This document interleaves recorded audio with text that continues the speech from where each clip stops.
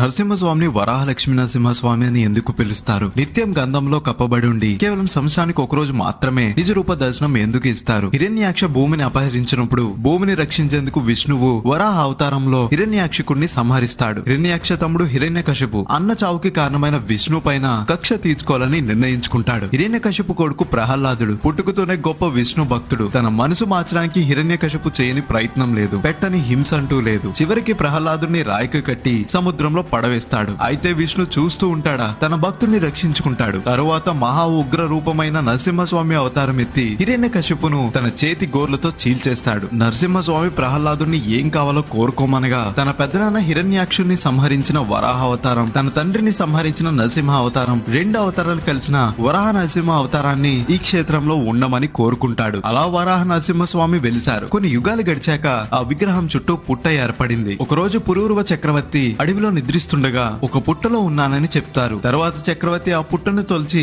స్వామిని ప్రతిష్ఠిస్తారు. అప్పుడు స్వామి, ఇన్ని యుగాలు నేను భూదేవి వడిలో ఉన్నాను. నా ఉగ్ర రూపాన్ని ఆమె చల్లార్చి నన్ను శాంతమూర్తిగా చేసింది. మళ్లీ నా చుట్టూ మట్టిని పేర్చమని అడుగుతారు. అప్పుడు వేద పండితులు మట్టిని పేర్చడం ఇష్టం లేక చల్లదనాన్ని ఇచ్చే గంధాన్ని ఆయన చుట్టూ పూశారు. అలా నిత్యం ఆయన్ను శాంతింప చేయడానికే ఇలా చందనం పూస్తారు.